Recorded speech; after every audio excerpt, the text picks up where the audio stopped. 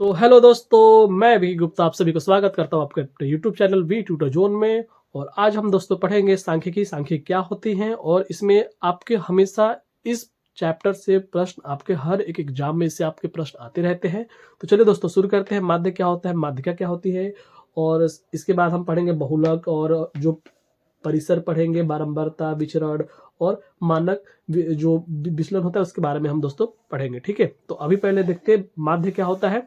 तो दोस्तों आप देख सकते हैं यहाँ पे दिया हुआ है कि माध्य, माध्यिका, बहुलक और परिसर, ये दिए हुए आंकड़ों का यूज करके हम लोग इसमें अब माध्य, माध्यिका, बहुलक और परिसर ज्ञात करेंगे। ठीक है दोस्तों, बहुत सारे बच्चों को प्रश्न मन में प्रश्न रहता है कि माध्य क्या होती है, माध्यिका क्या होती है, कैसे इसको हम लोग सॉल्व करेंगे, कैसे निकालेंगे, बहुलक क्या होती है, परिसर क्या होती है। तो चलिए दोस्तों मैं आपको बताता हूँ माध्य, माध्यिका, बहुलक और परिसर कैसे निकालेंगे, बहुत ही सिंपल भाषा में, और आपको जरूर अच्छा लगेगा। तो चलिए दोस्तों पहले देखते हैं माध्य क्या होती है। तो दोस्तों आप यहाँ पर पहले देख लीजिए, यहाँ पर कुछ आंकड़े दिए हुए हैं, ये 1 2 3 4 5 6 7 8 9।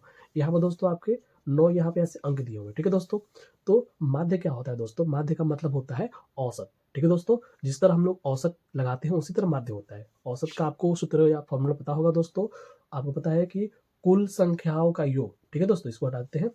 कुल संख्याओं का योग मतलब कि दोस्तों आप इन सभी संख्याओं को आपस में क्या करिए, जोड़ दीजिए। जब आप इन सभी संख्याओं को आपस में जोड़ देते हैं तो आपको दोस्तों कुछ प्राप्त होगा संख्या, वो आपका हो जाएगा कुल संख्या के योग। तो दोस्तों आप इन सबको जब जोड़ेंगे तो आपको प्राप्त होगा 90 बटे में कुल संख्या। तो दोस्तों ये कुल कितनी संख्या है, हमने शुरू में काउंट किया था। तो दोस्तों ये कुल संख्या हमारी कितनी थी, 9 थी। तो जब दोस्तों 90 में आप 9 से भाग देंगे तो आपका कितना बचेगा दोस्तों, 10 होगा। तो ये जो 10 जो दोस्तों आंसर आया है ये आपका माध्य कहलाएगा। ओके, फिर उसके बाद माध्यिका क्या होती है। तो दोस्तों माध्यिका निकालने के लिए आपको पहले ये जो आंकड़े दिए हैं इसको आपको या तो असेंडिंग या तो डिसेंडिंग ऑर्डर में आपको पहले सेट करना होगा। या तो आप असेंडिंग करिए या तो डिसेंडिंग, मतलब कि या तो पहले आप बढ़ते हुए क्रम में से लगाइए या तो घटते हुए क्रम में।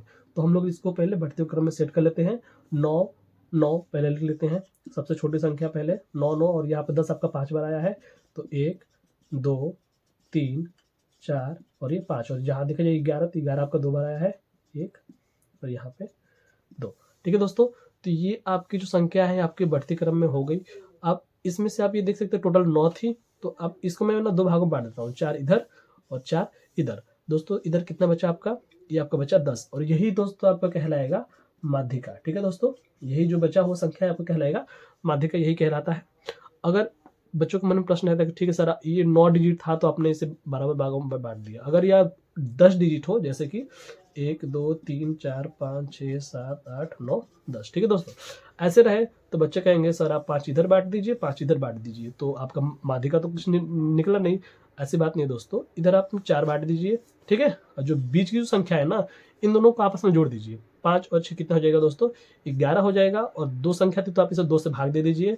कटाने पे जितना बचेगा आपका वो क्या हो जाएगा आंसर, 5.5 क्या हो जाएगा ये दोस्तों आपका, ये अब क्या हो जाएगा माध्यिका। ठीक है दोस्तों, अगर अगर बात की जाए दोस्तों अगर बहुलक के बारे में, आशा करता हूँ आपको माध्यिका तो समझ में आ गया होगा। अगर बात की जाए दोस्तों अगर बहुलक के बारे में, तो बहुलक का मतलब होता है कि कौन सा अंक जो है कितनी बार आया है, मतलब कि कितनी बार रिपीट हुआ है, उसकी आवृत्ति कितनी बार हुई है, तो उसी को बोलते हैं दोस्तों बहुलक। आवृत्ति मतलब जो बार बार रिपीट हुआ है। तो आप ऐसे तो आप डायरेक्ट इसको बस देख के बता देंगे सर इसमें तो आप देख सकते हैं 5 बार तो 10 आया है, मतलब कि इसका आंसर क्या हो जाएगा 10। ठीक है दोस्तों, ये आपका बहुलक हो जाएगा। ठीक है, नहीं तो आप जब इसका आपने माध्य निकाला था दोस्तों कितना आया था 10, आपने इसका माध्य का निकाला कितना आया था 10। तो इसको बहुलक निकालने के लिए क्या फॉर्मूला यूज कर सकते हैं दोस्तों, वो होता है आपका 3 गुणे माध्यिका माइनस 2 गुणे माध्य। ठीक है दोस्तों, 3 गुणे माध्यिका माइनस 2 गुणे माध्य, यहाँ पे 3 हो गया, और यहाँ पे माध्यिका आपका आया था 10, और यहाँ पे 2 गुणे आपका माध्य कितना आया था 10। तो आपका हो जाएगा 30 माइनस 20 बराबर 10। तो आपने ऐसे भी देख लिया कि बार बार रिपीट हुआ है तो आपका बहुलक हो गया। नहीं तो आप इस फॉर्मूला का यूज करके, मैं यहाँ पर लिख देता हूँ साफ से, 3 गुणे माध्यिका माइनस 2 गुणे माध्य, इसका यूज करके दोस्तों आप इस फॉर्मूला का यूज करके दोस्तों आप बहुलक निकाल सकते हैं। ठीक है, अब बात करें दोस्तों परिसर की, तो परिसर क्या होते हैं। तो दोस्तों आप देख सकते हैं ये आपका जो अंक दिए गए हैं, तो इसमें क्या करेंगे, जो सबसे बड़ा अंक होगा तो इसमें आप देखो तो सबसे बड़ा अंक क्या है 11 है। ठीक है दोस्तों, आप बोलोगे कि 11 है। अब मैं पूछूंगा दोस्तों इसमें सबसे छोटा अंक क्या है, तो आप बोलोगे सर कि 9 है। ठीक है, तो आपने 11 में से इसको आप घटा दीजिए 9 को तो कितना बचेगा दोस्तों 2।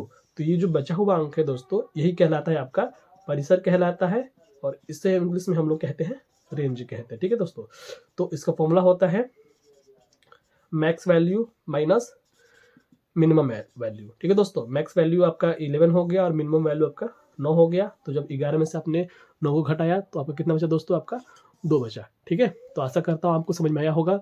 तो मैंने काफ़ी कम समय में आपको दोस्तों ये समझा दिया है कि बहुलक क्या होती है, माध्य माध्यिका और परिसर क्या होता है। ठीक है दोस्तों, तो आशा करता हूँ आपको समझ में आया होगा। फिर आगे हम लोग अभी कुछ प्रश्न करेंगे, बने रहिए वीडियो के साथ। चलिए दोस्तों, कुछ सवालों को लगा कर देख लेते हैं माध्य माध्यिका, बहुलक और परिसर को। जैसे कि मैं यहाँ पे कुछ देना चाहता हूँ अंक जो है 2, 3, 6, 1, 4, 5, 3, 8। अगर दोस्तों पूछता हूँ इसका माध्य क्या होगा, तो आप दोस्तों बताएंगे कि सर आप इन सभी को जोड़ दीजिए और ये कितनी है बट्टे में वो कर दीजिए। तो आप इनको जब जोड़ेंगे दोस्तों तो जोड़ने में आपका प्राप्त होगा 32 प्राप्त होगा। ठीक है दोस्तों, आप जोड़ लीजिए। ठीक है, 32 होगा। और टोटल कितनी संख्या है दोस्तों, आप देख सकते हैं 4 और 4 8। तो आप काटेंगे दोस्तों तो 8 चौके 32, मतलब कि आप कहेंगे दोस्तों कि इसका माध्य कितना हो गया, आप इसका माध्य हो गया 4। ठीक है दोस्तों, ठीक है दोस्तों, तो आपने देख लिया माध्य निकालना बहुत आसान है, कुल संख्याओं का योग बट्टे में कुल संख्या। ठीक है दोस्तों, और कुल संख्या ले लीजिए जैसे कि 7, 5, 3, 6, 2, 9, 1। ठीक है दोस्तों, तो यहाँ पर मैंने देख लिया। अब मैं इसको पूछता हूँ दोस्तों, बताइए इसका माध्यिका क्या होगा। ठीक है दोस्तों, तो इसका आप माध्यिका क्या होगा दोस्तों, तो आप देख सकते हैं क्या करिए कि पहले आप इसे एकदम लाइन से लिख दीजिए। ठीक है दोस्तों, मतलब असेंडिंग ऑर्डर में आप लिख दीजिए। तो इसका हो जाएगा 1, 2, 3, 5, 6, 7 और 9। ठीक है दोस्तों, तो आपने इसको लिख दिया। तो आप देख सकते हैं 3 इधर 3 इधर, बीच में क्या बचा दोस्तों आपका 5। तो यही आपका क्या है दोस्तों, कहलाएगा ये आपका माध्यिका कहलाएगा।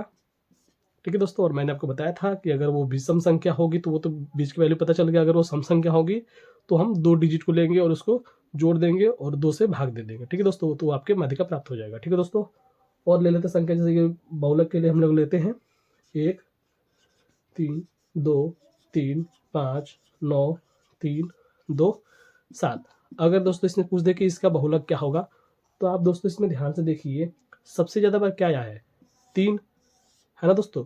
3 जो है सबसे ज़्यादा बार आया है। तो ये आप कह सकते हैं कि सर जो बहुलक है इसमें बहुलक आपका 3 होगा। क्यों होगा, क्योंकि जो 3 है इसकी आवृत्ति ये बहुत बार बार आया है, मतलब कि कई बार सबसे ज़्यादा बार आया है, 3 आया है।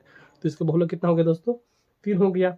अब ये और ले लेते हैं, जैसे कि 9, 3, 8, 7, 4, 6 बोलूँगा दोस्तों, इसका आप परिसर निकालिए। तो आपको दोस्तों पता है कि max value minus minimum value. तो इसकी मैक्स वैल्यू कितनी है दोस्तों 9, और मिनिमम कितना है दोस्तों आपका 3। तो मैक्स में से मिनिमम गया आपका दोस्तों हो गया 6 बचा। तो आपका ये परिसर आपका मतलब रेंज कितना हो गया 6 हो गया। ठीक है दोस्तों, ये कुछ ऐसे सवाल है, मतलब ये सभी दोस्तों ईजी हैं और आपको आशा करता हूँ आपको अच्छे समझ में आया होगा दोस्तों। चलिए, तो